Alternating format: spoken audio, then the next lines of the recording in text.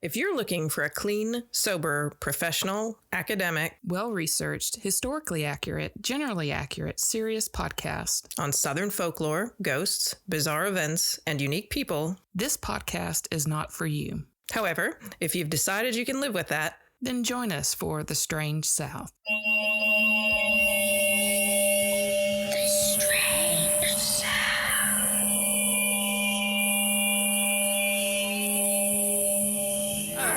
Hi, Marleah. Hi, Patrice. Hi, Courtney. Hi. Jingle, jingle, jingle. Cheers.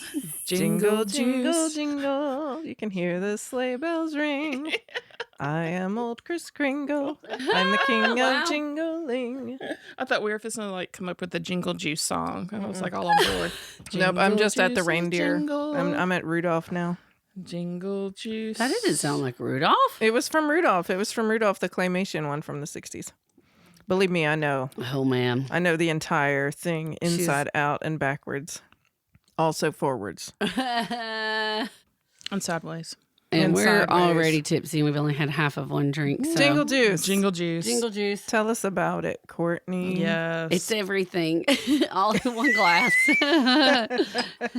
It has 1, 2, 3 liquors, 2 liqueurs, so 5 shots of alcohol, Yes. It will get your And jingle on. juice and juice and juice, Hunch, hunch, hunch. and drunk. Yeah. Holiday hunch punch? No, that went out the window when I read the Urban Dictionary. Right. No, Yes. no. To go elf Jingle. yourself. Yeah, we still We're like still that. like, maybe. Maybe. We still play with that. Jingle Jingle juice. Juice. I think Jingle Juice is perfect. Yeah. Essentially, it's like hunch punch, though. Right. Or Bahama Mama, if Kind of. Bahama Mama doesn't have. It has dark rum, light rum, vodka, peach schnapps, triple sec, cranberry juice, orange juice, pineapple juice. That's it. That's Grenadine. all. Grenadine. grenadine. This is usually not for me, but we mixed it all up, and now we're getting mixed up really fast. Yeah. Shitty pizza over there if you need to put anything on your Man, stomach. like Jingle Juice and shitty pizza. Perfect. What else do we need? during Doritos. Doritos, which we also On have, the holiday season. It's Cake the Pops, holiday season. which we also have. I'm going to do Perfect. everything I can to turn this into a sing-along. Let's see. What do we got? So episode 97, which is the last one, I asked everybody who had an idea, maybe what I was talking about for my stories, to let us know where those stories, my ghost stories, took place. And Emma, our librarian from Georgia who did the zombie, was the first to speak up. So we gave her a Strange South gift. And she said they are all from Disney World. That's Disney World. That's in Florida. I forgot. Yeah, Disney World. Haunted Mansion. The Haunted Mansion. So that's where my stories came Clever. from. Yeah, it was, it's cheesy. But anyway, it was an experiment. It's fun. It was fun. It's fun. It's fun. Contests are fun. Contests are fun. So congratulations, Emma. Your gift is on its way. Yay, Emma. Yay. It's on the way. Yay. And are we rhyming? Alliterations and rhyme and sing song. That's going to be this episode. And trashiness. And trash Just is like trashed. oh yes. If you listen to the Easter egg from 97, I'm sorry, y'all. What? I think you're silly. She put... I love that song. I did too. She put it at the end. What? You cut it out and put it at the end? So if you didn't Yeah. listen through the credits, go back and listen through the credits to get your very own special Strange South Christmas message song. Sing a song. Sing song. And then sing along with it. And then drink some Jingle Juice, and then it'll be okay. Let's get right to it. Let's get to it before I lose my capacity to speak. Sometimes you type things in and you get we've talked about this before, you get like a story idea, but there's just a little tiny bit. And so I found one of those. It's come up a couple times and I was like, well, that's a fascinating idea, but there's just a little tiny bit in a couple different places to talk about. And you're just like, I can say that in a I sentence. know. And it'd be done. Then I discovered that there's one guy One guy. who wrote one book Awesome. about this. And you read that book. She did. And I ordered the book, and it took an extra week to get here. So I was going to do it last time, and then I couldn't. And then I started reading the book, and I was like, oh boy. Oh no. So many of those books. Well, and it's like, it's actually, I think for maybe a different person would have been a fascinating read. But me not being such a like war strategy sort of person, I just was like, it's the type of thing where I would go to museums and they would get into stuff like that. And I would be like looking off for the spiders in the corner and counting the tiles and, like trying to figure out like what that weird smell was. Like I can't, I just can't stay with it. It shows up and I immediately go off somewhere else. Right. Interesting. Okay. But I hung in there. Good for you. And I'm certainly not trashing the book because it's obviously like stellar research. And, like I said, the right person would just be probably over the moon about it. So I did read the book. And now I can tell you. Tell us about it. A version of the story. So the book is called Rebels in Blue, and it's by Peter F. Stevens. And it takes the story that we're talking about takes place like in the 1800s on Grandfather Mountain in Watauga County, North Carolina. Okay. So the mountain people that lived in Watauga County, North Carolina in the 1800s, they were feuds from like start to finish. Oh, it's the Hatfields and McCoys. Hatfields and McCoys. It's funny. I always think of that Hatfields and McCoys as like caricature. You always hear about it. And it's like caricature people, like you see on the wall of Cooter Brown's restaurant with like, barefoot dudes with long beards and shabby hats. That's what I always picture like when the Mountain Dew Man. Right. Yeah, like the Mountain Dew Man, exactly. Well, this is a lot of these like real life feud. Well, actually Hatfields and McCoys was real life feud, but a lot of these feuds actually came to the Grandfather Mountain from Scotland. Like they're 150 to 200-year-old feuds. Gotcha. Where people these folks are like raised on vengeance as a form of honor. You could look like my granny. Jingle juice, jingle juice. Sorry. Samurai Jack reference. So like with land passed down over generations in Scotland, and then you've got like the same families living one hill over from the other that continues on when they kind of all emigrate to the same sort of area. So they've got people who are like harboring their great-great-grandparents' feuds. Yes. Like grudges. I understand those stubborn grudges. Mm-hmm. Oh, my Lord. Yeah. Yes. And that's apparently like the way a lot of families were in this area. So, and this is the way it was with the Pritchard family and the Blalock family in North Carolina. So there had been border feuds between these two families on like basically who grazed whose sheep on what corner of the crag for like ages already. Corner of the crag. Right. From all the way back in Scotland. And then everybody emigrated into a similar sort of area. Yes. So they end up living like a mile and a half away from each other. Right. And so the Pritchards are better off financially than a lot of other families in the county. They have like an orchard. They have some development on their land. Their daughter, Malinda, she's pretty. She's 5'4". She's dark haired. She's petite, but she's sturdy. Mm-hmm. She knows how to do all the things girls are expected to do. So she tends the oven, she minds the stove, she cleans the cabin, she minds the kids, she knows how to preserve.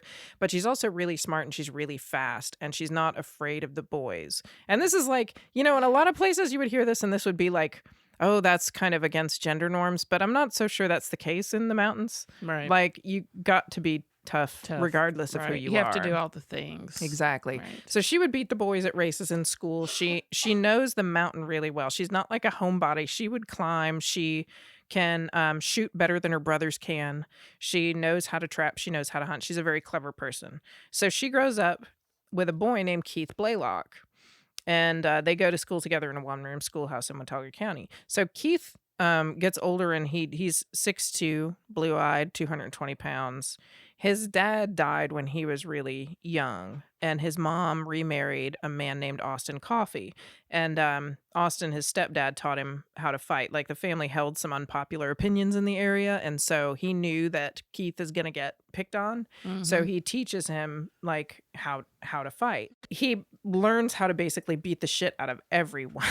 So Keith isn't actually even his given name. I think his given name is William, but they started calling him Keith because that's the name of a famous bare knuckle boxer, and he's so good at boxing that he starts being called Keith. And he has a very big reputation for it. So he's not just a dumbass, he's not just a big lug kind of guy. He's also sly. He's intelligent. He also knows the mountain inside out, knows all the caves and ridges. He knows how to navigate everything. These two kids, despite their family's like 150-year-old feud. Oh, is this like Romeo and and Juliet? I was just thinking that too. It's weird though. They end up getting married in April of 1861. So like right before the Civil War. Immediately, like the month that the Civil War starts. And it's like cue North and South. Da da da da da da da da da. Yeah. Yes. So even so the Pritchards, of course, they actually never enslaved anyone. Like, most of the people in the mountains didn't. There were only like 2% of the county's population that were enslaved because everybody's poor. Yeah, I was going to say they're too poor to have any. And the Pritchards, though, they're less poor than everybody else, and they kind of want to be even less poor than that. And so they believe that they have a right to own slaves, and they will fight for their right to own slaves, even though it doesn't actually impact them personally because they can't and they don't. Right.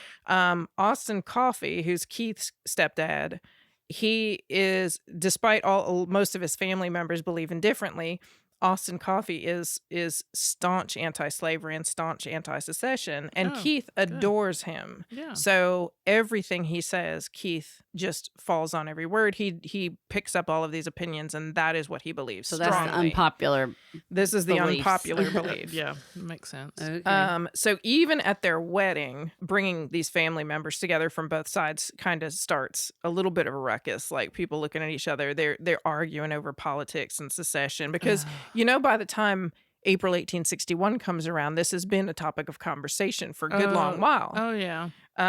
So, it's been brewing, and people, it's like everybody in Watauga County, they have opinions pro or anti-slavery, but it's one of those things, like, it's just a political argument most of it. It's like nobody's affected by it, because nobody because everybody's poor. They're just trying to feed themselves, right? And all I could think about was like the abortion argument in the United States with a big chunk of people who really have no stake in it. Right. It's like everybody's got to have an opinion, but you're not even a woman, and you're, like that kind of stuff. It's like, it's not going to impact you, but you've got to have an opinion. You've got to be able to argue it. And that's kind of the way things were with everybody, right? It's the Southern way. So but nobody ever expects to physically have to fight anybody, Right. And so everybody does have these big opinions, but they're just opinions. It's just like another addition to the feud. But then suddenly there's the attack on Fort Sumter, and Lincoln asks for 75,000 men to volunteer to suppress the Southern insurrection, which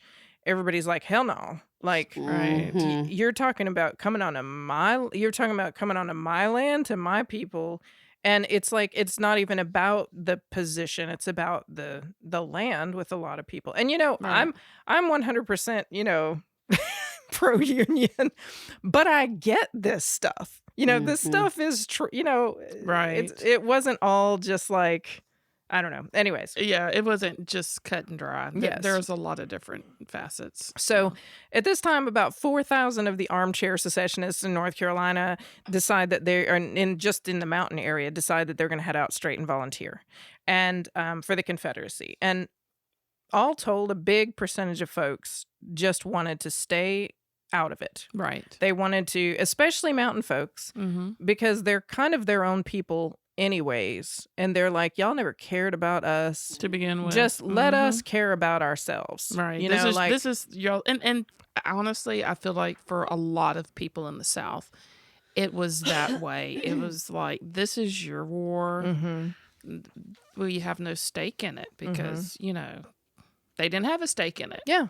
So yeah, which is unfortunately the way so many wars are, right? Yeah. Like it's so few people that really are going to win. Right. And it's all the people that are going to die. Right. That are going to that would have rather stayed out of it, you know? Right. But so anyway, Malinda and Keith are like these people that is despite the fact that he has strong opinions that he wants to support the Union, but really he just wants to be left alone. He wants to stay on his lane. He just got married. I mean, he just got married. Like he doesn't want to go off and fight anybody. So the two of them end up going off into the high ridges to hunt for weeks at a time, just kind of get away from all the shit that's stirring.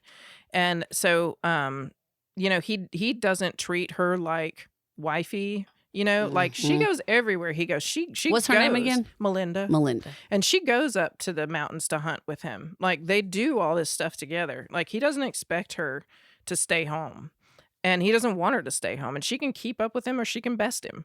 And so, she sounds like a great companion. I know, right? And so that's what he likes about her, So, but more pressure keeps on coming. Neighbors start being dicks, asking them like all the time, "When are you going to sign up? When are you going to sign up?" Both of their families are on them all the time. And then, of course, we all know, and we talked about before, conscription parties start coming on. Oh my God! And saying, we're going to take you whether you like it or not. Oh God! And this is like the entire, all these people in this county are, so many of them, like I said, they want to stay home, but they're not given the option. And so for a while, a lot of folks in the area have this system, and this is what Keith and Malinda used too, where the man would go up into the ridges whenever they'd see a conscription party coming, and then Malinda would stay home and say, "Oh, sorry, you missed him." Yeah. And then they'd ride away, and she'd give a signal so that he would know he could come home. And that's what hog calls ended up being, like the signal of the women calling the men For some back reason, I'm in thinking from the about mountains. Cold Mountain. Oh, I Was love that movie? Was that in there? There was something, maybe, but he had already left, went AWOL. He had escaped or something. But God, that was a great movie. That was a great movie for absolutely nobody to be Southern in that movie. Or Renee even Zellweger did a good job. Oh my gosh, it's so, and that's like, sorry, Oh, that's right. She was good. But She was I real forgot good. about that. that gave me like life goals. I want to be a goat woman. You want to be the goat woman? I want to be the goat woman. Well, it makes me There you think, go. I love the goat woman. Thank you. and that's that's I part of give it you too. a The goat. strong women in it for one. Like Yeah. they had to be that way, Because especially it's- during I the mean, Civil yeah. War. Everybody's gone. They had to make it on their own. But sometimes it's not exactly the same. But he did come back. But he is, went AWOL or whatever, and they were looking for him, and they were hiding him. I think. Well, and I mean, it's the time, and it's the same constant. It's all the same stuff, So, but that was the thing. They would hog call, and the men Was would that know like, that they could come back. "Suey?" Yeah. Or whatever they would make up if there's a special one that they called. at the same time. So, okay, so they do this for a long time. Like a lot of people did this for a long time, but eventually they realize it's not going to be safe for either of them to keep going this way. Because it becomes, the conscription parties put on more and more pressure, and they get to where they're going to rough the wife up if the man, they know you're in there somewhere. They know you're there somewhere. They know the game that you're playing. Yes. Yeah. So they get together and they develop a plan. So Keith decides, okay, I'm going to join the Confederate troops. I'm going to, and then once they get up to the Union lines, I'm going to desert and join Union forces because if I'm going to have to fight, I'm not going to fight for the guys that I don't believe in what they're fighting for. Right. So in November, he very publicly leaves his house to go report to his assigned company because he wants to make sure that everybody in town can see that he's volunteering so that Malinda doesn't get harassed. Yeah. Or, unhomed or assaulted or, all the things that could happen. Right. He's marching with Company F and I think the 26th of North Carolina out of the mountains. And on the road, he happens to look to his left and he sees his kid marching alongside him. And this kid, He's probably a real kid. Thinks he's seen him before. He's about 5'4". He's got short dark hair under a hat, kind of skinny, wearing an oversized untucked shirt, some baggy pants. And he starts to look a little closer because he can't figure out where he knows this kid from. And he looks at the hunting rifle the kid has slung over his shoulder and he realizes that's my fucking gun. And then they lock eyes, and this kid winks at him, and he thinks, Jesus Christ, my goddamn wife just signed up for the goddamn Confederate Army. Oh my God. Oh my God! This is a real story? This is a real story. Oh my God. Oh my God. And so she had gone after him and signed up as his younger brother. She signed up as Sam Blalock. And they needed troops so bad that they didn't really give physicals. Wait, what was his last name? Blalock. Keith Oh. Blalock. His Who was stepdad's Coffee? name is Coffee. Oh, okay. Yeah. So they needed troops so bad that they didn't actually give physicals. They made sure you had enough teeth to pull open the package that your musket balls and your gunpowder was going to be in. That's it. That's all you had to know how to do. And that's all you had to be healthy enough to do. So she had teeth and they just let her in. And she was like, "You're not going to go without me." And so I looked this up too because this wasn't common, but it wasn't like unique. Unheard of. It wasn't right? unique. So apparently there were at least 250 women recorded as enlisting to fight in the Civil War. And my that's God. probably much fewer than there actually were. You blindsided me with that. I know, I right? was not expecting that. So there was there's an article by Coshandra Dillard that's called "Meet the Heroic Cross-Dressing Women Warriors of the Civil War." And there are some pictures of the women on that site that had done this. But there was a woman named Maria Lewis. She was only 17 years old. She escaped slavery to join the Union Army to fight slavery under the name of George Harris. There was Loretta Yaneta Velasquez, who was originally from Cuba, who fought for the Confederacy in the Civil War and went on to write a book about herself, about her life as Harry Buford, Confederate spy. Oh. That was how she went through the entire war. Her husband, died shortly after she signed up, and she just was like, "Well, this is my life now." Oh my God. Such bravery. Right? And Oh my God. I could not imagine. And there was Frances Clayton fought for the Union and signed up to stay with her husband like Malinda did. And part of it seems like some of them just didn't want to be away from their husbands. Some of them felt safer with their husbands at war than staying at home. Oh, I can imagine. And some just wanted to fight for what they believed in and didn't understand why they weren't going to be allowed to. Right. And Frances Clayton fought for the Union and remembers and relates the time she had to step over the dead body of her husband on a battlefield. Oh my God. Continue. And then after she got through the entire war, she lived through everything, and then she got out and had to fight the government for the rest of her life because she was due a pension for her work, and she would never, as far as they know, she never got one. Fucking assholes. So, did she get one as a widow? She would have gotten her husband's. Yeah, she would have gotten her husband's, but she didn't get her own. So Malinda was probably like a combo of those kind of reasonings. Like, you can't stop me. It sounds like she was one of those, like, you can't tell me no. Right? So she went with Keith into Company F in the North Carolina 26. And they both were really great soldiers. They both drilled well. They both did their work. They shot really well. She did 16-hour shifts, like lifting and building, no complaints. Unfortunately, though, so the company's plan ended up getting changed. So they were supposed to be going up near the Union lines, and it turned out that they weren't going to be doing that. And they wouldn't have any chance to defect anytime soon. So they're kind of in a bind. Yeah. And in January 1862, there's this skirmish near a river not far out of their camp, and Malinda gets shot in the arm. Oh. And Keith flips the fuck out. I bet. And he grabs her and bodily just like runs full tilt, grabs her and runs to the surgeon's tent all the way back in the camp. And then, puts her down, waits outside, and he's just like, "Oh, Jesus, here it comes." And finally the surgeon comes out, and there was a lot of blood loss, but the wound wasn't as bad as it looked. So he's like, the kid is going to be fine. By the way, your brother has boobs. We probably need to talk about this. And so... Oh, it was good that it was supposed to be his brother, because it's like he was very upset by a younger brother. Like the passion for that could be interpreted as like... Yeah, because you got to save my baby brother. Exactly. People were able to buy it for a really long time because it was just like this bond that they had between the two of them, So Malinda's outed. Until they caught them making out. Right. They always stayed in the same tent. Folks do. It was like, they got to stay in the same tent. They always stayed in the same tent. So Melinda's outed by the surgeon. And as soon as she's well, they're going to discharge her, of course, because that's what they would do with any women that they had discovered, the others that were there. Oh, good. They didn't hang them. No, they didn't do anything like that. They would just discharge them and send them Possible, home. Though. So, and Keith... he can't deal with that now. Originally, he was going to leave and do all this stuff, and now they've gone through all of this stuff too, and he's like, I'm not going to be apart from her. And so he's like, this is not my plan. So he goes in the middle of the night and finds a massive patch of poison oak. He takes off all his clothes and he spends all night rolling in a patch of poison oak. That's dedication. So the next morning he goes to the doctor with That's love. I know, right? Is. So the next morning he goes back to the doctor with a high fever delirium covered in welts, just like chills, fever, sweating.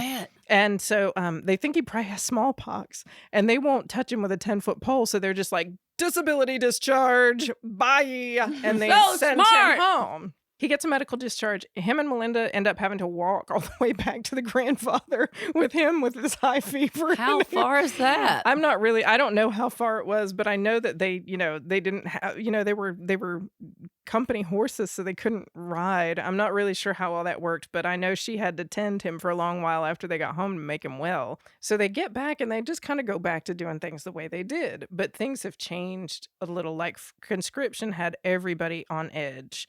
And it's a really cruel way that they treat people that aren't signed up.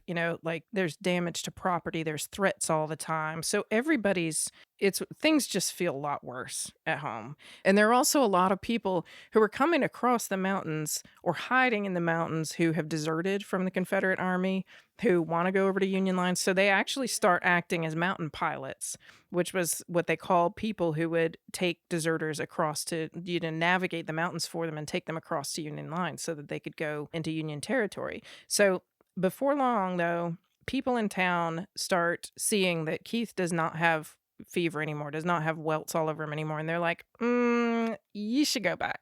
Like, you should go back into the military. And they start threatening him with conscription again. So they report him to the Home Guards, and the Home Guards are constantly just coming to their house. People are such assholes. I know. Just let people be. Hold on. What are you doing? How are you out here? Why aren't you out there dying on the field? What other the hell's people's your job? business. I know. Just get out of business. I know. Yeah, you get to run around and tell people to go get killed. Why aren't you out there? Seriously. That's all we... It's like a bunch of busybodies. The Baptist and the ABC store. No shit. But and the ABC store? Yeah, you never heard that before? Like no. Oh, if you see that I'm in here, then you got to be able to see me. And the ABC store. Oh, yes. You meant inside. Got it. It's the allegory of the Baptist and the ABC store. I think the parable of the bar. talents. Or the bar, yeah. So for the next year, they're back into this cycle of him running off to hide, hog called back when it's safe.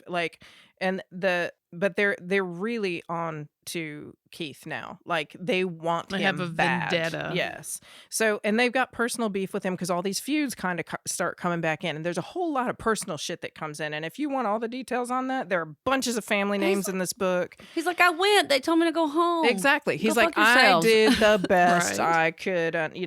A lot of people are out to get him for personal reasons as well as this. And so Malinda and he start taking to the mountains and the ridges, and they just kind of stop going down to the homestead hardly at all. And they basically start living up in the mountains because they know if they go back down, Keith is going to get sent off. He's going to get caught eventually. Malinda is so good at this. Like they'd said that she could make her way across the mountain in the pitch dark. Like she knows how to do all this. So they start, as they're up there, they start collecting other shirkers, what they called conscription shirkers and deserters. And before long, they've got their own little militia up there, and they're building like little cabins in the caves, like little lean-tos, and they live in the caves. And but you can't live that way forever. So they decide eventually they're going to start to go to Tennessee. They're going to join up with Union forces in Tennessee that are pushing into the state from Kentucky. Malinda is Sam again now. She's just, she's going to go. She's like, I fought with you once. I'm going to fight with you again. It's a real tough go getting into Tennessee from there because of the number of home guards that are out after people like them. Wow. But once they reach Tennessee, they meet up with this like Unionist guerrilla group of people that's like they're in Confederate territory, but they're acting, as guerrilla Union forces behind enemy lines. And they're like, ooh, that's not a bad idea. Yeah. They start thinking that may be the way they go, but in October 1863, she finds out she's pregnant. I knew this was she's and I thought this the whole time. I was like, how is that not gonna? But she decides she stays with a friend in Tennessee while Keith goes and officially joins up with Union forces. He joins the Union. Okay. So he writes to her about the battles that he's in, and he writes, like, he tells friends like, Melinda's really sorry she missed this one. Like she really wishes she's there, right? Mm-hmm. She has a baby boy in April 1864, and then she just leaves. She leaves him with the people, and she takes off to join Keith and join the forces. She leaves the baby in Knoxville for 2 years. She doesn't see him for 2 years. Wow. So shortly after that, that's one way to do it. I know, right? They're both legally Union troops, and this makes Malinda Blalock the only woman on record to serve in both the Confederacy and the Union in the Civil War. Keith is a recruiting officer, so he's basically given the job of doing what he was already doing. Like, he's sneaking back into North Carolina, into the mountains, and bringing people back to register for the Union Army. Who want to, yes. He's like recruiting them. Sam, Malinda, is his number one. So when they go back to North Carolina as part of this job, they get nasty. All of this time of people being dicks and all the feuds and all the bitterness and all the attacks and everything is got under their skin, and they turn into fucking nightmares. Oh no. They two of them together, I swear, they ambush Confederate home guard and the cavalry in mountain passes. They're so good at what they do, though, that they can sneak whole Union regiments into the state because they know the mountain trails. They can sneak like 200 people into towns through the mountains without anybody knowing they're coming. But when they're not doing that, they're absolute assholes. Like the towns in Watauga County, the places that they grew up in, they come riding down on them. They loot for supply, because they don't have supplies. The kind of job that they're doing, they don't have supplies or anything. So they're burning down houses, sometimes just of people who have been dicks to them, like not because they have anything. The Blalocks become the terror of the county. They actually called them the terror of Watauga County. See, you should have mind your own fucking business. Yeah. I mean, there are executions talked about in this book. By 1864, they're sneaking up on Confederates and cutting their throats in their sleep. Oh, wow. Like there was a farmer who said, we don't ever go to bed without thinking that they're going to come for us in the night. So these guys are no fucking joke. And she is right there in it. Like, she's riding with a rifle up onto the front porches of places where she was, she sat and had tea with people when she was a kid, and they don't recognize her at all. Hardcore. Yeah, I mean, she is hardcore. So, these poor people, like, on one hand, they've got the Confederate Home Guard basically kidnapping people for years. And then on the other hand, they've got the Blalocks riding down Holy Terror. Yeah. And so they become public enemy number one. They're usually really adept at being caught, but sometimes it does happen, or not being caught, but sometimes it happens. So once they got really cocky, and the smell of coffee actually gives away their position because only Union troops have coffee and salt. Because they've cut off all the they've supplies. cut off everything. So the home guard can smell the coffee from the valley, and they follow the smell of coffee up to the Blalocks. They both get shot, like, a lot. Oh. No, they lived through the war. Oh my God. They lived through the war. They both get injured a lot. All the details. I mean, there's like the entire middle section of the book is all the just nightmarish details of stuff they did and, campaigns they were part of and everything. But and all the revenge shit is in there. So I think I would like this book. I think you would. I honestly think you might. It's just the strategy stuff that threw me off. Like all the company this did that and went there, that kind of stuff. Yeah.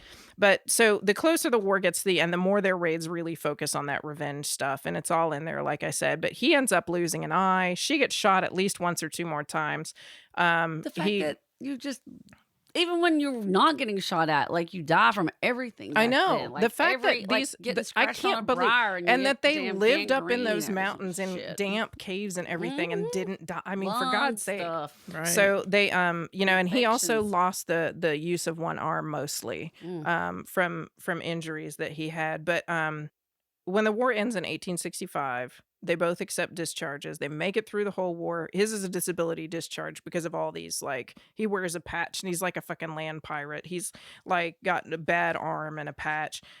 They moved back to Watauga County. And I'm like, how the fuck did people go home after this shit? Right. Because, everybody was involved in this to one extent or another. It's like just thinking about going back to your neighbors after this is just like mind blowing to me. Well, I mean, if you're top of the food chain, basically, it's like, you've already established that you will kick everybody's ass. That's true. But they probably want to like hang you in your sleep too. Right. Yeah, that's true. So he becomes a farmer and a store owner. He runs for office. He doesn't win, but he runs for office. She becomes a mom. She's 4 times over a mom. The townspeople hate their sons. They said the whole family is reported to authorities more than once for like starting fights and threatening people and like disorderly conduct. She kept real close to Keith all through their whole lives because he needed protection sometimes. And his health wasn't great with these injuries and everything. They were real disabilities. So she packed. She carried a pistol around with her under her petticoats. And one time somebody threatened him on the street and she fucking pulled out a gun in his face and said, don't you say that to him again. Oh my God, go mama. So like they lived long lives, believe it or not. She dies in 1903. Whoa. She's 61. She dies in her sleep. And she was only 61 in 1903. And he goes a little nuts after she dies. I But guess so. he lives 10 more years. And eventually he dies up on the mountain. He's got these hand carts that he can like ride up the mountain. And he takes the corners really tight as this old man, I guess. And he takes them too tight and he knocks the hand cart. I mean, he flies off the edge of it and it lands on him and he dies in a wreck. And Right. which is, I guess, appropriate maybe for him. That is the story of Keith and Malinda Blalock, the terrors of Watauga County. Oh my God. So they were very young in the Civil War. Yeah, they were She died- 19 when they got married. Okay. When the war started, they were 19. It just seems like, because it ended in 1865, the Civil War did. I don't know. Just seemed like, okay. Yeah. Wow. So anyway, like That is incredible. it's crazy, right? I'm going to have to do some What research. happened to the baby? All four boys. They had four boys, Yeah. and I mean, beyond They that, were they in got Tennessee in trouble. then? Yeah. No, they went back. They all They went back to North Watauga Carolina. County. Yeah, they all grew up in the county together. So causing trouble, Well, raising Cold ruckus. Mountain is that. It's a lot about the home guard. Great That story. is- Yay! I'm Good so glad. story. Yay! Malinda. Yay, Malinda. Malinda kick-ass. Blalock. All right, we'll be right back. Do you want more Strange South every week? We can help. You can follow us on Facebook, Instagram, and Twitter, and you can join our Facebook fan group, Fans of a Strange South Podcast, to keep the chat going with our whole creepy community. Do you have a story idea for us or a story of your own to share? Email us at stories@thestrangesouth.com. Plus, if you join our Patreon, you not only help support the podcast, you get an exclusive bonus episode for every show and a discount on merch. You can find links to all of these things on our website, thestrangesouth.com, along with photos, links, and show notes from every episode, Strange South t-shirts, mugs, and other goodies. See you there. All right. A Christmas story. And we're back. And we're back. Christmas vacation. I've Elf. already watched that. That's great. I introduced Max to Christmas Vacation. Did he Oh, like really? it? Just now? He was all on board until they killed the cat, and then he was Oh. like, "Fuck y'all, I'm out." He's like, I'm leaving. Yes, Just it's like, pretend like it lived. I always do. that's what I told him. It's like the cat's fine. The cat's fine. He's like, "No, I'm out." And he's like, I know better. damn you it. can't do this to me He's now. like, "Why would they do that to the cat?" It's like, "Why?" That's not even funny. Brianna wore a I love She's a him Beaut so much. to Christmas. She wore a shirt. She's a beaut, Clark. Mom's like, what? What's your shirt say? What's your shirt? She's a beaut, Clark. What's that? So good though.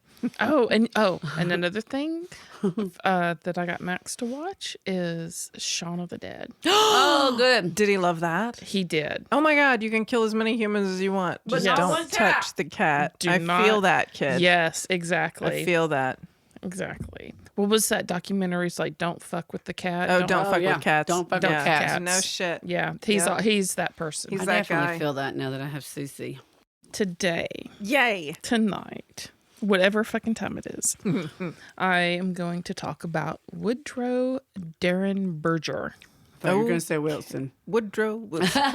No, Woodrow Darren Berger, Berger. which is a name that I had knew nothing, heard nothing. No, me neither. Do know nothing about. But this name has sent me down a rabbit hole.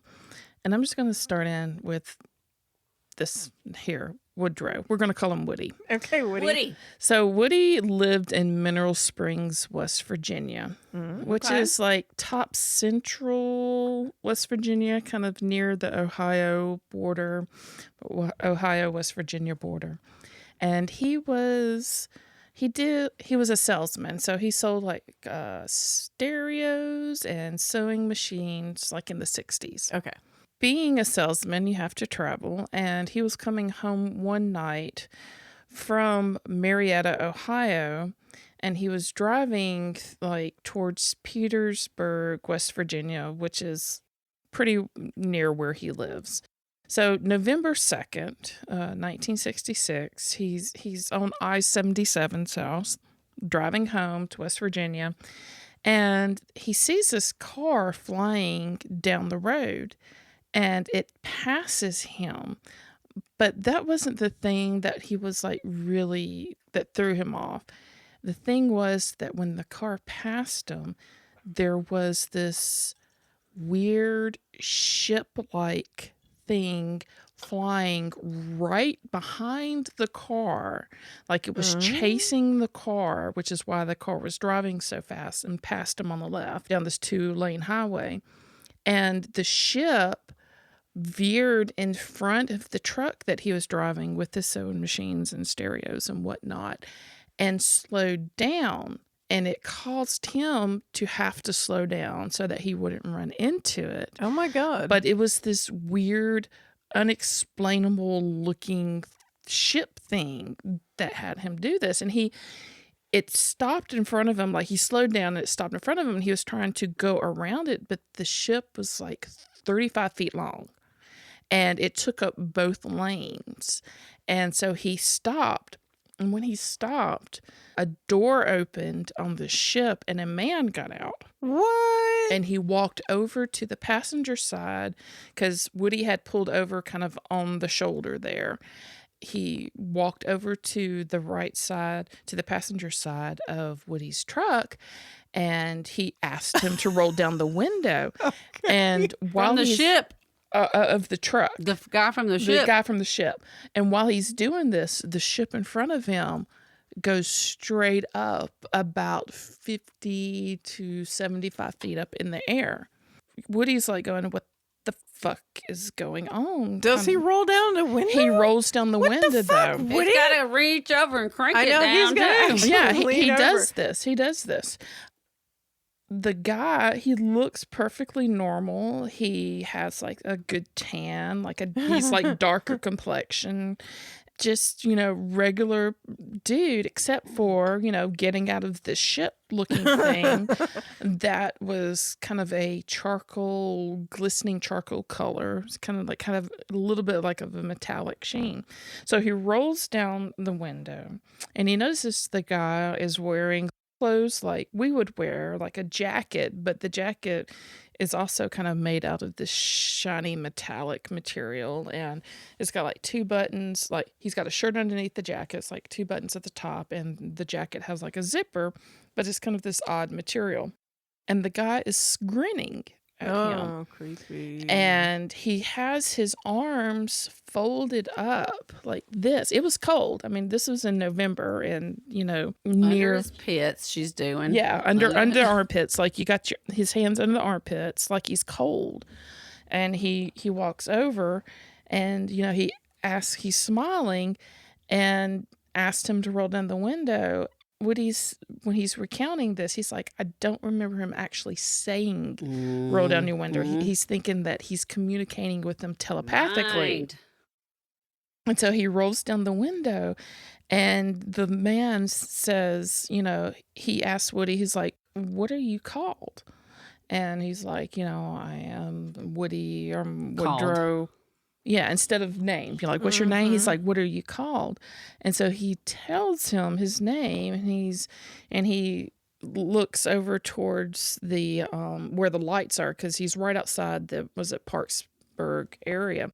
What are these lights? Kind of like who are you and where are you going? And he starts asking him questions, but he doesn't open his mouth to ask the questions. But Woody's replying, vocally. He's my name's Woody, and that's Parksburg. And he's like, well, what do they call an area where there's lots of people and stuff? And he's like, well, we call it like a city or a town or whatever. This guy goes, well, where I come from, we call it a gathering.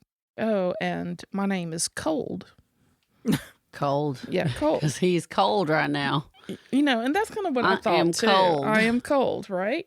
But that's what he says. He's like, well, where I come What's from, your face like that? this is called a gathering, and my name is Cole. And then he starts asking him, he's like, well, how do you support yourself? What do you do for work? Do you have to work and stuff? And so he tells him that, he's a salesman and everything like that. And Cole tells him that he is a seeker. There's not really much like conversation going on because, again, Woody's kind of in shock because this man came out of a ship. Came out of this weird looking vehicle that shot up into the air, that's hovering over the vehicle while they're speaking in West Virginia. And he's talking to him while still smiling and, asking him like weird, like, what are you called, instead of like, what's your name kind of thing. And what do you call these Where's places? the other car? It ran off? Yeah, it kept going. Okay. So I don't know if it saw that this thing was behind him or not. And so he's like, okay. So they have, that little conversation. And then about that time, the ship comes back down and Woody watches Cole go back to the ship. And he can see that there's another person in the ship that's standing at the door. Cole gets into the ship, and the ship shoots right straight back up. And then that's it. There's no lights coming off of the ship. There's nothing. And it was like a very odd kind of short. He didn't get to ask any questions kind of deal because he was in shock. And a lot of, from what I've read, like during that time, because this is in the 60s, it was very much that 60s mentality of, somebody asks you a question, especially in the South and stuff, you'll just answer it. There's no distrust. There's no that initial distrust kind of thing. It was very polite, kind of Southern response. And so Cole shoots back up in the ship and Woody drives home. When he gets home, his daughter, who has been interviewed, says that, usually her dad comes home from his sales trip and he's, very happy, and he greets her and he hugs her and asks her about her day and stuff like that. And she's like, he totally ignored me that night and walked straight into the kitchen. And she said he was like pale, just white as a sheet. And Woody goes in and to the kitchen, and they close the door, and they just, they leave the daughter, out to like eavesdrop, basically, because I think that's what she does. And he relays what just happened to his wife, and his wife is like, well, you've got to call the police. So they call the police, and he reports this, and they take the report, and halfway through, I think shock really hits Woody at this point, because about halfway through, he really becomes where he cannot talk. And so his wife finishes the story for the police report, and then they hang up. I think he was scared to go to bed that night because he was just that was so crazy. And one of the things that Cole told Woody when he was talking to him, he's like, there's no need to be frightened. Do not be afraid. I mean you no harm. We only wish you happiness. Oh. Because he saw that Woody was like freaking the fuck out. And so Woody came home and freaked the fuck out, basically. But, towards the end, Cole says, we'll see you again. We'll meet with you. And I think he's like, great. Yeah, he's like, what the fuck? And so he's freaking out about that as well. Derenberger reported the encounter to the Parksburg police, and the next night he interviews with WTAP TV in Parksburg, West Virginia, and talks about the encounter. And this is on YouTube. This is online, like his original interview. Oh, wow. Is online for you to listen to. And he goes over, pretty much everything that I've already said. During the next couple of days, of course, this goes out like wildfire. Yeah. And everybody's talking about it. And the police interview him. The TV stations interview him. The state police interview him. The airport interviews him. Huh. The Air Force Base, the Wright-Patterson Air Force Base interviews him. And during this time, too, others come forward with similar claims that they saw a figure matching Woody's description of Cole during this time. And also during this time, there's been a lot of UFO sightings, like a lot. One person also reported man matching Cole's description, tried to flag him down on the same highway. Of course, he was too afraid to stop, and he didn't stop. So there's actually reports of them seeing Cole on this highway during the same time in vicinity that night. Is it cold or coal? Cold. It's like I'm cold, like I'm freezing. Is it Indrid Cold? It's Indrid Cold. Oh my God. I knew. Yeah. What? Something I don't know. We're gonna talk. So they've had all of these all of these reports coming into the police station about this man, and even reports people saw the guy talking to Woody while he was when he was pulled over. And of course, but the spaceship was 50 feet up by then. 50 to 100 feet up, so they didn't see the spaceship. And so, they covered this in the news, but eventually died down. But once people found out about it, everybody started going over to his house, to Woody's house. Oh my God. And Woody would just invite them fucking in. It's just he was having to work his sales position, and his wife and his kid, his daughter, were at home, and there was always people at his house, oh my God, hundreds of people. I think at one point they said that maybe 150 people were inside of his house that had gathered, shit. and he would accommodate them.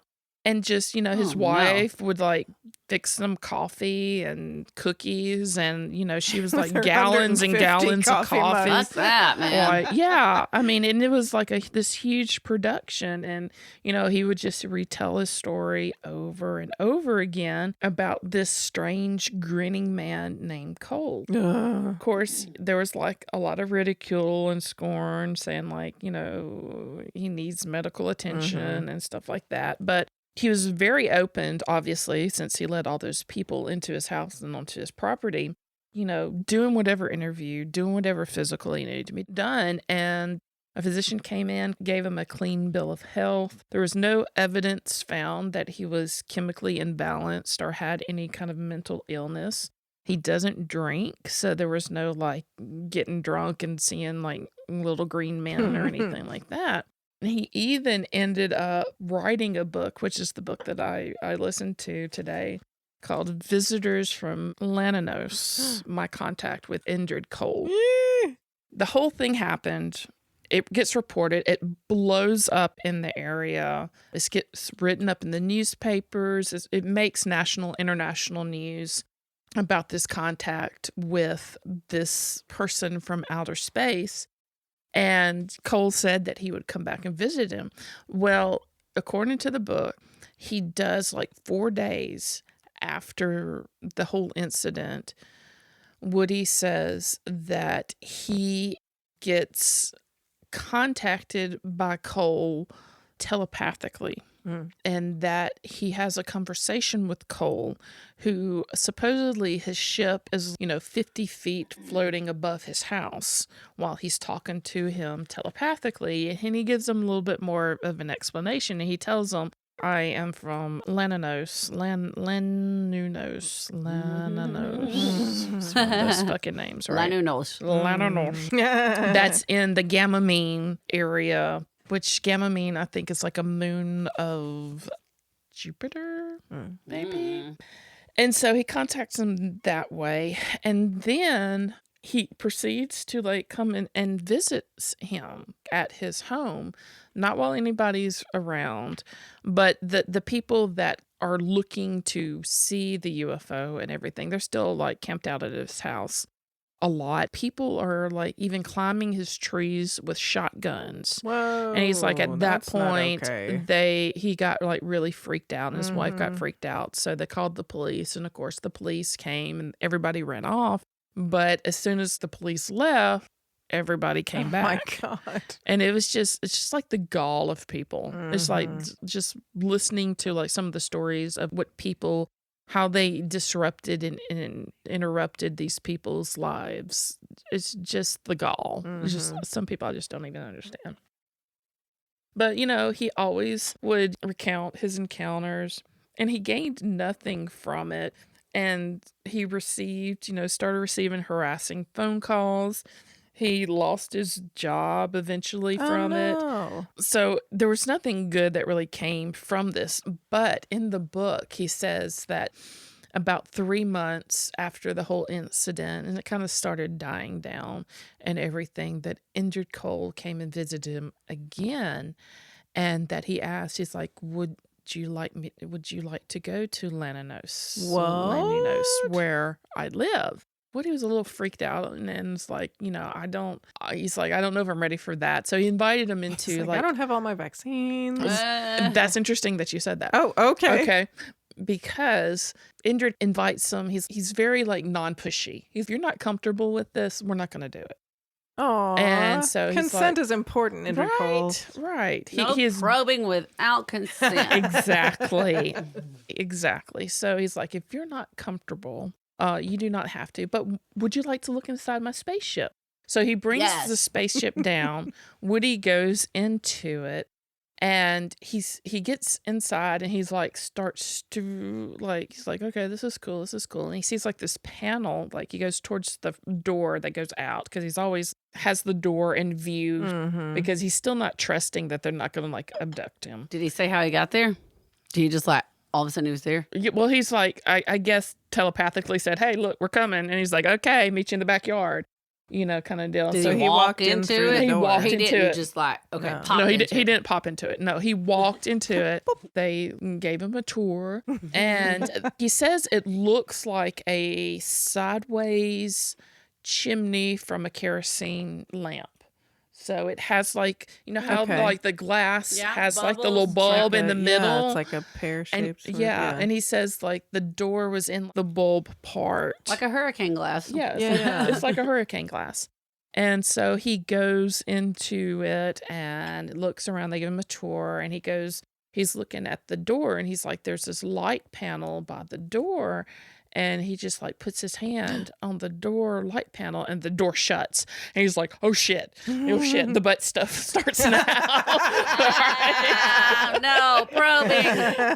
But because they're communicating telepathically, Cole like hears him, and he has his friend who was with him the first time. This was the second person figure. he saw in the door. Okay. That he saw in the door.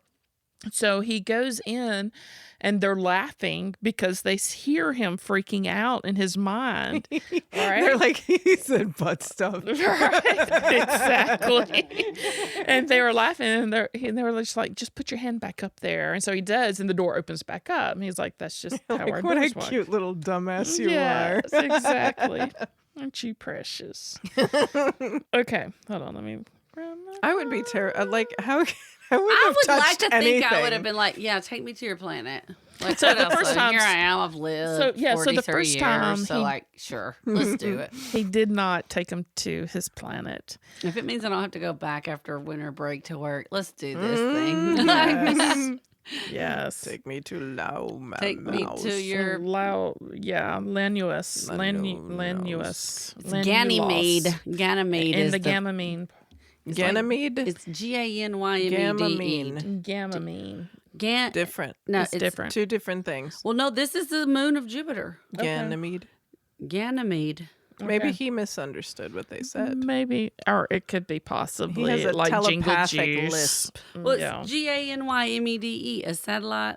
Yeah. Jupiter, the largest and most massive of the solar system's moons. Yeah, that thing. That thing, right? Ganymede. Ganymede. There you go. That's how you pronounce it. Okay. Second time he visits, he's like, okay, you ready to go now? And Woody's like, okay, let's do this. Do it! It's like, but first, before we just to get you used to how everything works, name any place on the planet that you would like to go to. Okay. And we'll go.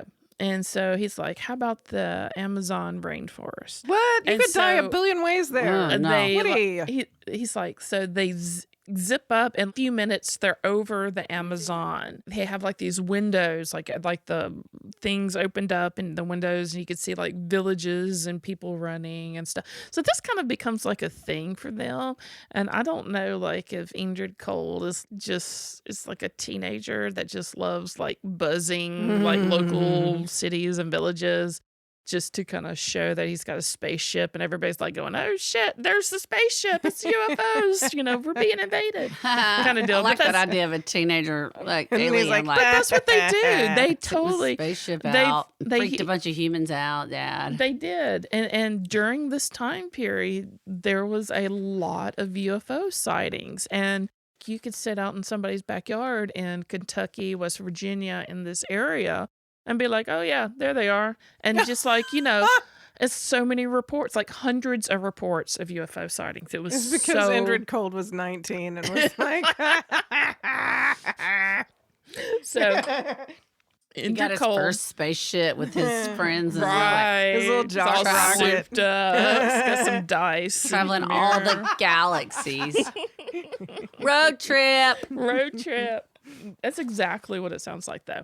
But he's married. He has a wife, and he has Indrid Cold does. yeah, and he has some offspring. So like 2 sons. Are they and, like tadpoles? yeah, no. So here's the thing. He ends up taking Woody to his home planet, and he introduces. Well, he shows them it first of all, and they like travel over Saturn and Jupiter and all this stuff. And Woody describes it in the book. Sorry. Woo! Jingle Juice. Jingle all the way. Yeah, it's jingling all the way down my throat. It's stronger this time. Sorry, Yeah, it I don't is. know what I did. Sorry, that's all right. It's just burned a little bit. It that first burned take. me too.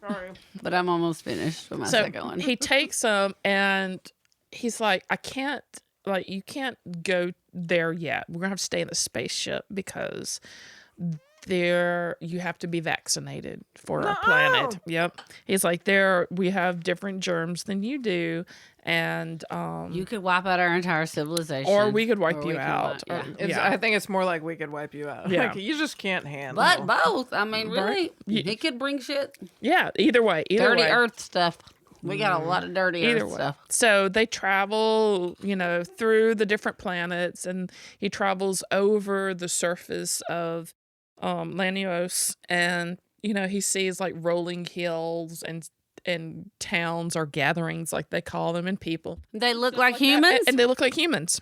They're very human-like. And then he returns back. I'm not really remembering because I didn't take notes while I was listening to this book. But it ends up that he goes back again, and he gets like inoculated, and they like give him a wash that's like some kind of bacterial spray wash, and they like hose him off and stuff. And then he gets entered, like they go to the planet, and he gets introduced to his wife, and he shows them around town, and they have like moving sidewalks. Everybody's like on this moving sidewalk. It's like Jetsons. It's very much like Jetsons, because he talks about like the laundry method as well. It's like they have a laundry room that has hooks, and you just hang your clothes up on the hooks, and then it gets like you close the door and it gets sprayed and washed and dried, and then you just open up the door and they're ready to wear again. And everything's very much like in the context of the 60s, of the atomic era that the United States was going through. Mid-century modern. Mid-century furniture. modern. All mid-century modern furniture. I feel like all the ships went like. That's exactly. So on the interview, the TV guy the next day asked him, well, what kind of sound did the ship make? Like, was it loud? He's like, it wasn't really loud. He's like, it kind of reminded me a little bit of a helicopter, but it wasn't as loud, but it had kind of like this vibrating sound. Oh, see, that's what people say about them. That's what the crazy guy I talked about said too. No, he may have had something. And so they're on the planet there with Indrid Cold and his family. And he's down there with them. And he's down there with them. And this was just a casual. This is the book that Woody Everybody wrote. talking to him with their minds. Everybody's and is he talking to him them with- with his mind now. Or Yes, does he yes. Still, Oh, he can do it Oh, too. yes. Oh. And that's one of the things they he says just stopped blah blah blah because Yeah. he's speaking English, but he's freaking everybody out Southern English too. Because what? he has clothes on. What? Because these people are nudists. Oh my god! which it was kind of just offhandedly thrown out there in the book. And it seems to me a 1960s, 70s book casually talking about nobody's wearing clothes. And he talks, Summer of Love is coming up. yes, he talks about nobody's wearing clothes, like when it's warm. He's like, and nobody's overweight. I was just going to say they didn't need them if they're, well, I mean, we need them for certain things. Like we have to have it to stay alive. Right. And he says their like they only wear, temperature's like, yeah, but if the temperature's cold, then they wear clothes. Oh. But if it's warm, everybody's just all out there. okay, they so it does have get cold and they do wear clothes. genitalia? Yes. Do they have genitalia? He didn't go into that detail. Oh, come on. Because I know. Well, the casual nudist remark really threw me because that made me do a double take because of their thing. Like, okay, It's just and kinda everybody has thrown no in. clothes on. Like you've got your mental picture of this entire Yes. scene, and then all of a sudden everybody's naked. Everybody's naked. And then he basically just says, well, I just like get naked too to make everybody feel comfortable. Oh. And I was really like, okay, how's this book going to go? Like, we're here now. We're going back to Marleah's story. Now where are we really headed? Alien sex. But it's really like nothing. I mean, he doesn't mention anything in any kind of sexual way. Like he mentions nothing sexually. Good for him. It's just a matter of fact. Like everybody's nude. They're kind of uncomfortable because I'm not nude, so I get nude. He's a good guy. People do that in Alaska too, in their Get nude? in their steam rooms in the winter. Oh. Okay. I know this secondhand from somebody who lived in Alaska. My cousin Candace. Interesting. Give a shout out to Candace. She listens to the show. Hi, She'll tell me the Candace. stories. It's like the culture. Like you Naked get in people. those Well- steam rooms and you're supposed to be nude. Well, you know what? I mean, it is the Uncomfortable. Christian, Oh, yeah. Puritan, like upbringing of everybody in this nation. I don't know though. I'm gonna tell you, I wouldn't walk around July with nothing on. Why? Chafing? Yes, it'd be all stuck. I need Oh. something to wick. Yeah. the moisture away. But apparently, Stick into those lawn chairs. What? No. Oh, no, that doesn't sound comfortable. that doesn't sound comfortable. Apparently, like, Tailgating in the nude. they have Barbecues. like department stores and factories and everything like that, man. and they work in the nude. And he says like That is unsafe. this one steel plant that they went to. What? Everybody basically was working, and then afterwards there's like, okay, I don't know if I heard this right, y'all, but it sounded to me like there's like some sort of ring of water, and they just kind of like walk through it and it cleans them off, and then they go home and they're all clean. Like they don't have any of the soot or anything. But it seems like if you have dangly bits, Yeah. or OSHA. any kind of OSHA. There's no OSHA there's here. no OSHA there. So we're a capitalist society? we are, what? yeah. We're a capitalist But society? no, they're not, because he did go into this. He said that everybody basically gets paid the same amount of money. It's like there is no like one person making more than the other. And that's another thing he pointed out. It's like everybody is equal there. But of course, when he says everybody that's equal there, everybody that he talked about was like all men are equal. All men make the same. So there was nothing related to the female. So they must have had genitalia. He says that you get money from the council or whatever, and then if it depends on the amount of children that you have, but you can only have so many children. However, Sounds a lot like communism. it does. It does sounds like kind of socialist, kind of communism. Though everybody is the same. everybody it's the same. But if you can adopt children, you can only have like 2 children, but you can adopt children. And I'm like, well, how do you adopt children? Like, where's the children to adopt? Apparently, just like here, parents die in accidents and stuff they're like that. naked at the steel plant. factory Right. nakedness accident. Right, there's going to be My accidents. ding dong got stuck in a Exactly. machine. God. Pulled me in. Well, molting molten, hot lava stuff. Right. Drippy, drip, drip. right. Solder. I don't Solder. know that stuff. Yes, you could die from drippy drip solder. But there's, so there's kids that you can adopt, but the more kids you got, the more money you get. But that's not the thing, because in Lanunos, they have God. There's only one God. There's no multiple religions, and everybody's brought up to believe that everybody's equal. Everybody should be loved equally.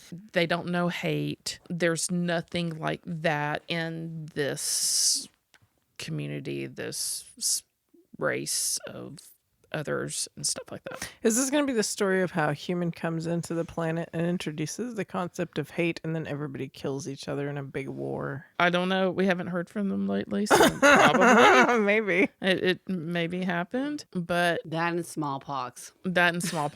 Yes, exactly. Where's I going to go with that? I'm sorry. So there's no hate. Everybody gets paid the same. So There's no jealousy. There's none of that. There's one God. Everybody worships. Everybody believes. Everybody's nice. Sounds like total bullshit. And they come down here. Indrid Cold's called a seeker, and I really don't know why they come down here.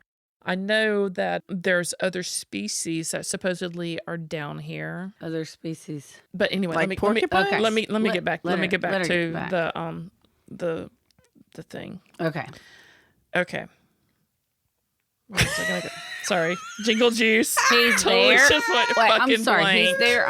I see this all in my head. He's Okay. there. There's He's one with his God. family. He's There's seeing no the hate. still plants with naked people. He takes off his clothes. He takes off his clothes. He's all... That's where we are. Where's I going with this? He takes off his clothes and it turns into multi. All right. He comes back down. Everybody knows who he is. Everybody knows he's like the alien guy. I'm the alien guy. The way the book is written, it's kind of very much of the 1960s male. Everything I say is truth. There's nothing bad. Like my life and wife and children could be like miserable or dead, but I'm going to say everything's fine. So everything's written like in this very like idealistic way. So it's really hard to judge by his book. Him and Indrid Cold and Indrid Cold's friends, they are all like best buds. They visit a lot. Apparently, the way that he writes, everybody in the area knows about aliens except aliens and stuff, but he still gets fired because... So he hangs out with Earth people? He hangs out with Earth people. Yeah, he comes down. But just mostly like this guy and maybe a couple of others. I think there's a couple of others reported cases. All of this happens. The government's interviewing him, inspecting him, like following up on this. NICAP, which was like the big UFO hunters of the 50s, interview him and discredit him. Simply because interdepartmental jealousy, something like we're the UFO experts. How, God. Kind of why didn't they come to me? Right. Kind of. If this was real, they would have come to me. And so, he goes through all of this testing and he's talking like to these people from NASA and he's talking to these NICAP people. And I mean, if y'all don't know, I wrote down NICAP real quick. Hold on. Let me tell you what that stands for. I'm looking it up too. Can I beat you? You probably can beat me. It's National Investigations Committee on Aerial Phenomenon. Yes. So that was back in the 50s and 60s. Those were the people that were in like the Blue Book Project and that were actually, Area 51 and all that stuff. So he's talking to these people and they're telling him like everything that he's described sounds legit. They know that he's not crazy because his psychiatrist reports, his doctors report. He doesn't drink. Like there's no reason. He's not having a psychotic break. He's not having any kind of like a schizophrenic episode or anything like that. And these people, they come, all they want is just to be introduced to everybody. Oh, and this is what I was going to tell you. And meet people and learn from us, because apparently even though they have space flight and they have nudity and they've got awesome laundry services and they can speak telepathically to each other, how they started apparently hundreds and hundreds of years ago, a spaceship from Earth What? This is all Planet of the Apes now. came and crashed on Lanunos. What the fuck? Was there a chimp in it? Maybe. Oh, And so the people that crashed on the planet that they live in, you know, they had the technology, like Earth people had the technology, but then they lost it. And then Like the Mayan. yeah. and then they came back and they figured out Ancient aliens. ancient aliens and stuff. And then they spent hundreds of years of how do we make the spaceship fly again, and how do we better ourselves, and you know, one God and man society. Oh my and God. speaking That's so to trippy. and then they came back to Earth. But apparently Earth still has like a lot more things because we're all materialistic. And so I don't know. It gets very confusing. It's very confusing. It's All right. crazy. So he's telling these NASA people all of this, but how much he relayed. Actually, I think he told of his space flight and all of this to the NASA people and to NICAP. They're like telling him, like, yeah, we've had other people reporting exactly the same kind of things that you haven't released, like, to the public, exactly what you're saying. So, you know, it's just kind of weird, like, that you would have all these things happen to you, and somebody in Mexico describing the exact same planet and people and person that you are, kind of deal. Indrid Cold gets around. He does get around, and his friends get around too. And so Woody's going like, well, why are you not telling the American people that there's life out there and of these people on this planet and stuff like this? And the people, I don't know if it was from NASA or from NICAP, this pissed me off so bad, go, well, we cannot do that because women would freak the fuck out. Oh my God. Women, they said, Fuck you, they NASA. said women would start committing mass suicide, that they would start, quote unquote, throwing babies out windows Wow. and throwing themselves under the train. What? So they could, Oh my the government God. could not release this information to the public because women couldn't handle it and would just commit suicide and throw their babies out the windows. That's a lie. We already saw Hidden Figures. We know there were black female NASA scientists at this I time. know, right? I know. So that's a lot of the 1950s, 60s. Well, they probably still believe that. Bullshit. Yeah, bullshit that's going on. So that's the reason. So nothing pretty much came of that. Women, that's why. Women, that's why. So, you know, he ended up, he's still a salesman. He would go out to sales calls, but after all of this that happened, when Woody would take a sales call, people would give Like, him, hey, you're the alien guy, right? yeah, you're the Yeah. alien guy. Can you tell me this? Somebody told me that you were pregnant. You know, stuff like that. They're like, hey, I've called 15 times waiting for it to be you. And Every so- time I just send them away until it becomes you. Right. And they would never buy anything. So his sales went down Oh. because the people who are not actually interested in buying anything, but just this, you know, that happening. And He needs to sell. Price He'd of be admission is I know. buying He's like, this. so, yeah, I'll tell you missed everything. a great opportunity. What was he selling? Typewriters? He No. would like stereos and sewing machines and stuff like Price of that. admission is a Everybody sewing needs machine. a stereo in the Yeah, 60s. but that's apparently not how he functioned. Oh, bless him. Too He nice. was very, he was way too nice. That's way why too they trusting. picked him And too, probably. Probably. You know, again, he had like harassing phone calls. His kids would get bullied at school. Your dad's the weird space guy. Your dad's a liar. Got very stressed out, very depressed, started like having these bad headaches. So he lost his job. He eventually, like, they had to move 3 or 4 times. But Oh, that no. always like caught up with him. Eventually his wife had enough and she divorced him. Aw. And so like all of these really bad things happened. And he really could not escape the whole space alien thing. Thanks, fucking aliens. Mm-hmm. God. He probably should He have gone did. to Laos. Yeah, well, he did remarry, and eventually A human? before he, yes, well, as far as we know, he did come back to Mineral Wells, which is where he was from, and died there in 1990. He never, like, the whole time that he's going through all of this and that everybody's interviewing him and stuff, he never recanted, never changed his statement. Everything stayed true. But really towards the end, he never spoke about them. He didn't want to really have anything to do with them. But him and his daughter say that, they had been visited by Indrid Cold many times. And she talks about seeing Indrid Cold and his friends come and visit the family. And and they look human. And they look human. She says that Indrid Cold, like, is darker skin. Well, they were apparently if they came in on the spaceship. All right. That he looks like, kind of like George Hamilton.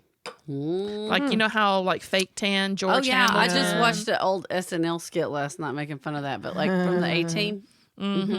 So one of the interesting things, and Mr. T was probably another alien. That's probably true. That's probably true. No, George Papard. Oh, that's George Papard. That was the A-Team. Sorry. Sorry about that. Go ahead. Sorry, Jingle Juice.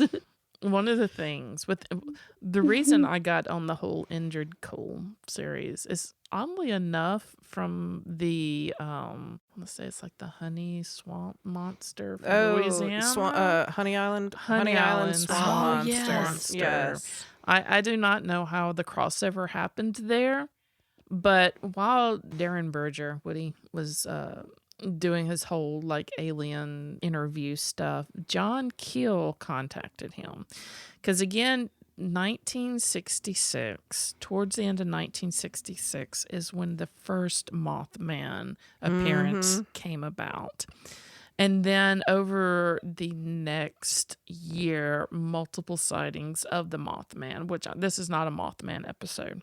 I feel like that needs to be its own. Yes, it deserves its own time. Its own thing. But it was happening at the same time. And Keel, who eventually came in and investigated and wrote the book of the Mothman Prophecies, talked to Derenberger about his UFO experience and all of this, because during this time they call this the high strangeness, and that is that's cool. I love it. Actually, a term that was high strangeness. Was coined by Joseph Hynek, who Joseph Hynek was an astronomer, professor, and ufologist, and he actually worked on the Blue Book Project and was all up in, he was on the government side, like he was their consultant and stuff.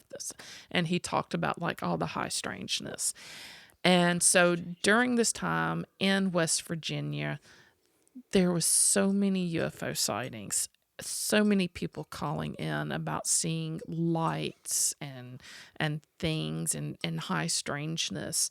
And then the whole Mothman thing again at that time, for the time from 1966, 1967 took place up until the Silver Bridge collapse, which actually happened in 1967, but it was like December 15th. So we just passed. It was near Christmas. Yeah, it just passed. Shopping. Right. It just passed the anniversary of that. So we're talking about all of this Indrid Cold stuff. And I'm looking this up, and high strangeness in this area. And while I'm researching this, Hellier pops up. So the Kentucky Goblins, Hellier. Hellier.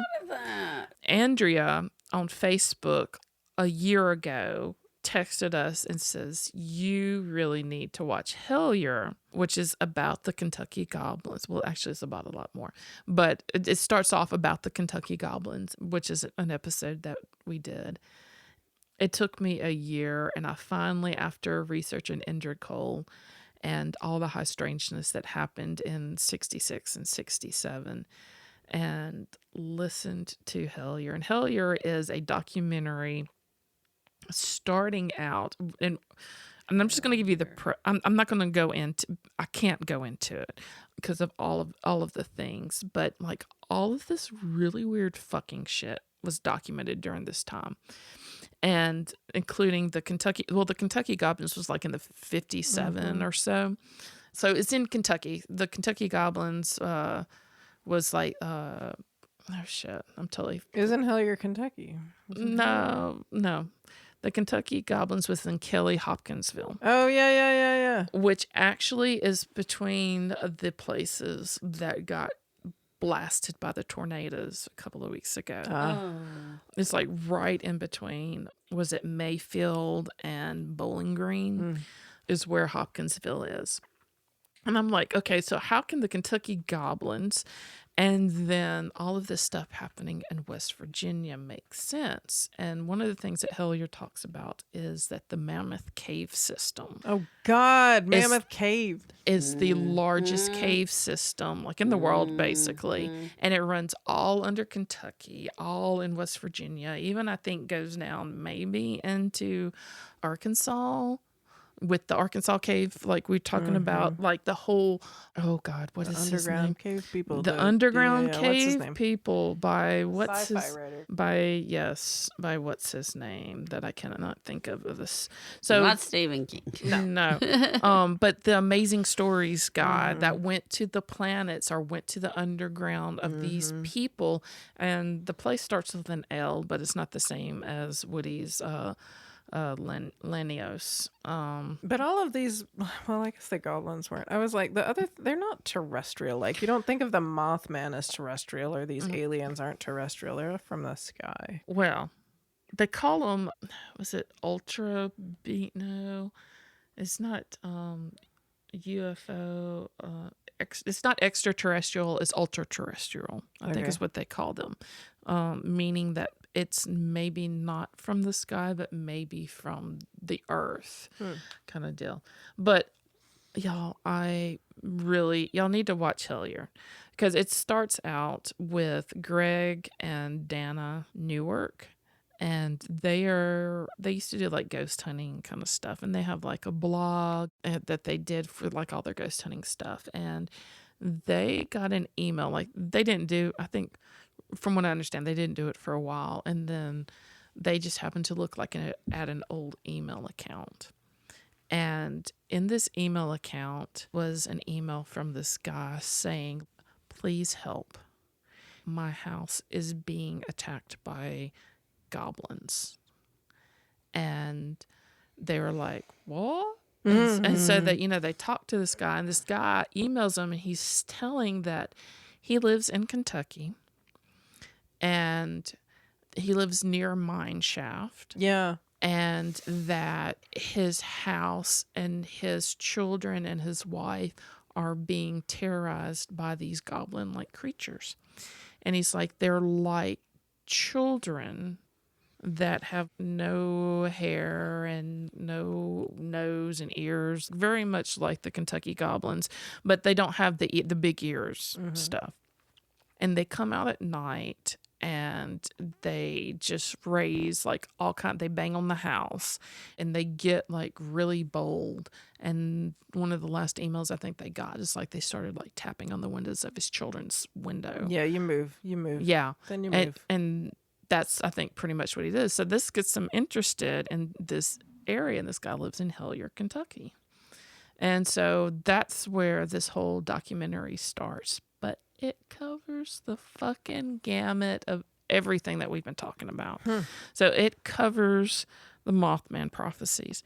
It covers Indrid Cold. It covers the little green man of Kelly Hopkinsville. So it tries to connect, and you just have to watch it. They do a really good job.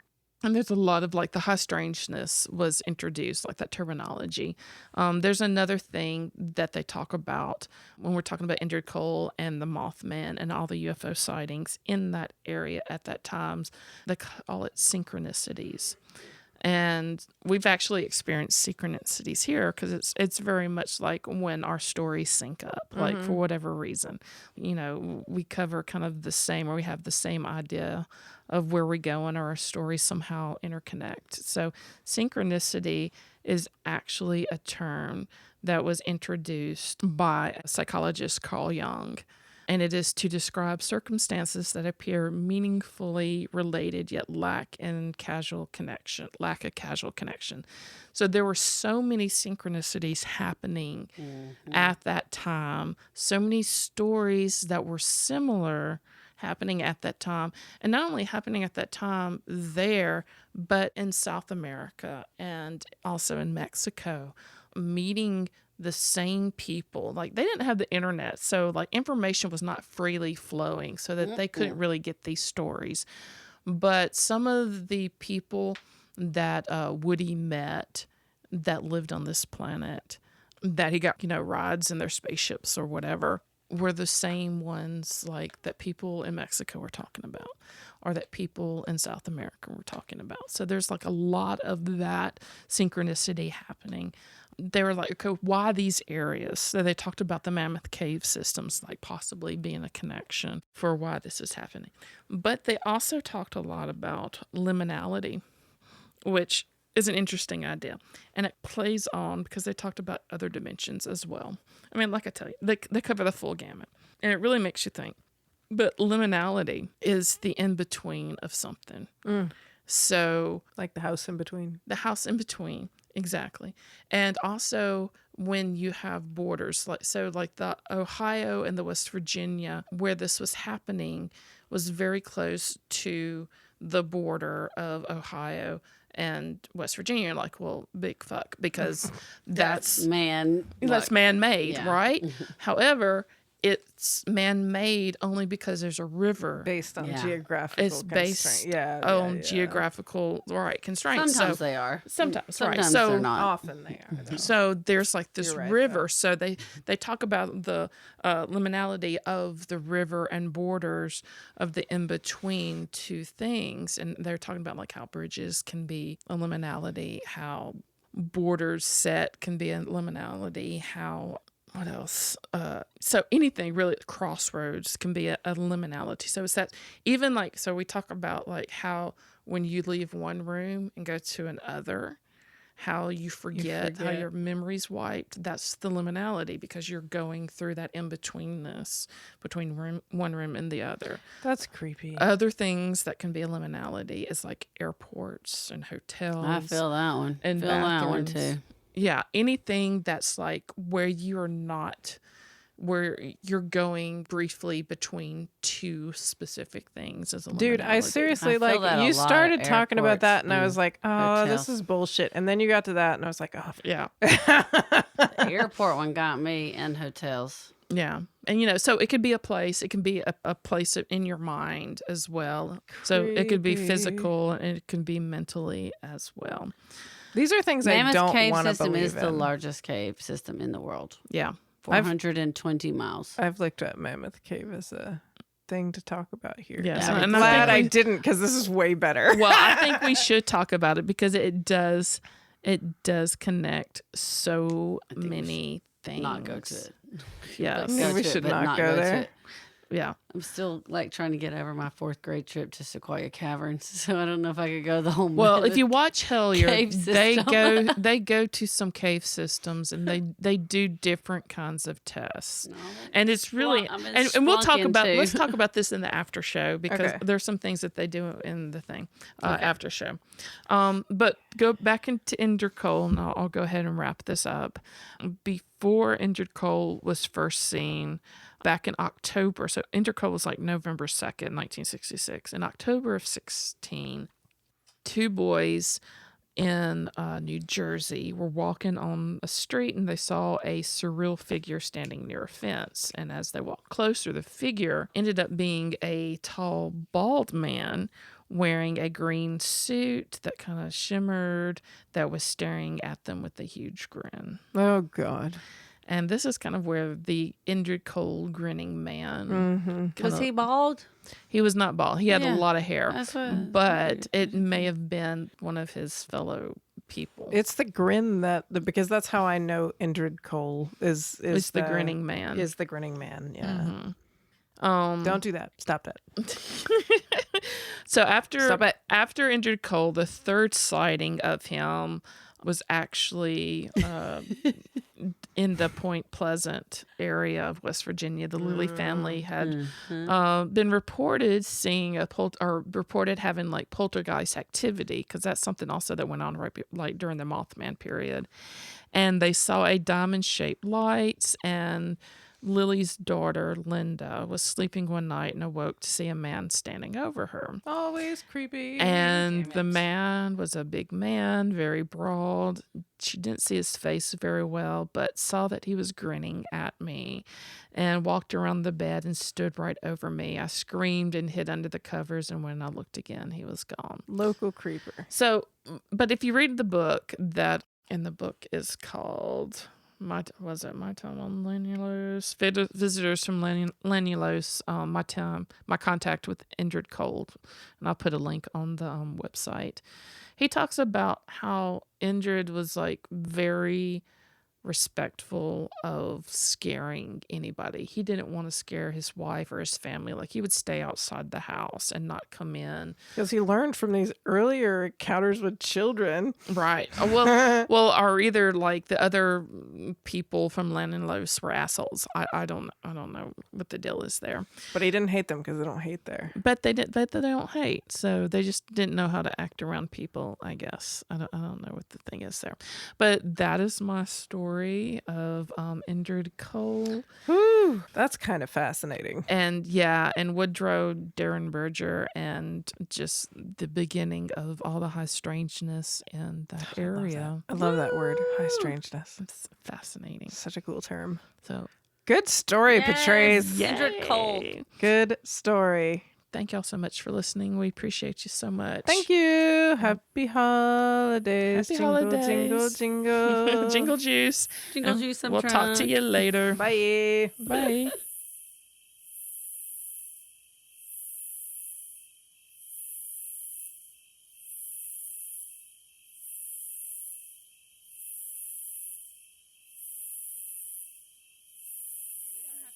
I have to need another one. Our after talk should be just a sing along. Yes, sing along. They're gonna be like, click. Christmas juice. Christmas Kringle. Christmas. It's the. I'm trying to like connect it to the beach though. It's the holiday Season and a bip deep up. There's a band called Liebach that does like Beachy Bells. I wouldn't even know how to describe it. But Beachy Bells. Is it German? Yeah. Sounds German. It sounds German, right? Well, so they did an album of The Sound of Music redone as like weird German neo rock or some shit. He played it. I thought you were going like German death metal. No, not quite like that. But it's sort of fucking amazing though, and it did make me want to do a Sound of Music sing along. So I'm on board for that one. I'm Sex totally on the board. Christmas beach. Sex on the Christmas tree. Sex in the North Pole. Sex with the North Pole. Sex with the Christmas tree. Let's see. That's all. Sex with an alligator on a Christmas tree. The alligator. Man. I don't even know. It's got to be beat. Go elf yourself. Go elf yourself. The elf yourself. Yeah. This will elf you up. I was like real redneck there. This will elf you I'm up. gonna elf you up. A screaming Christmas motherfucker.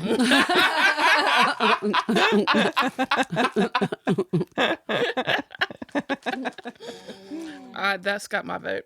I still like the Go Elf Yourself. Go elf yourself. I've liked so many of these. I would have signed off on most of what we've said. I'm glad we're recording because I can't remember really what we Jingle said. Juice. Yeah, we'll have to.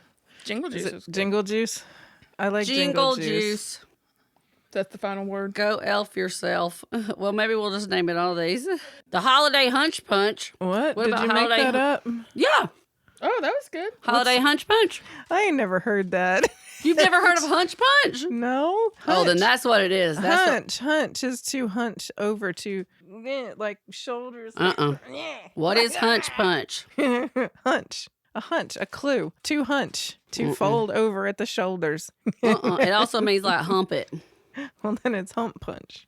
That doesn't sound as good. I'm not humping it. It's humping me right now. I know.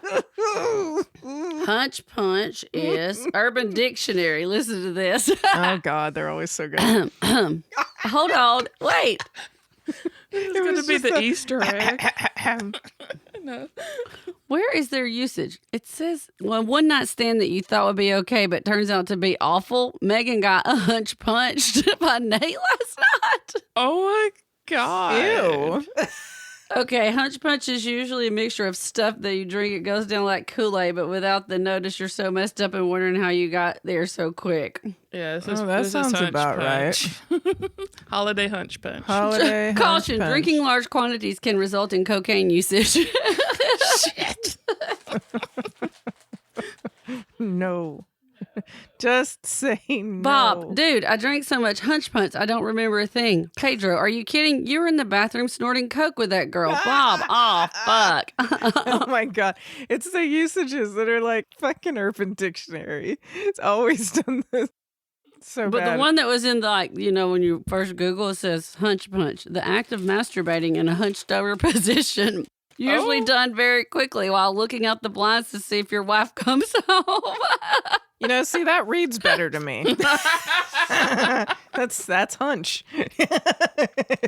Fred went upstairs for a quick hunch and punch when he got home from work. Hunch and punch. It's so specific. I don't know if I want to drink that, though. The hunch punch? That moonshine, the old Smoky brand, makes a hunch punch. Mm-hmm. Well, you shouldn't have read that last one. It's ruined everything. Yeah. Hunch punch. And then it's like the blinds. And It's also known as Jungle Juice. Jingle juice, jingle juice. Jingle It's gotta be juice. Jingle Juice. Jingle all the way. Shit. Okay. I don't have a bell to ring.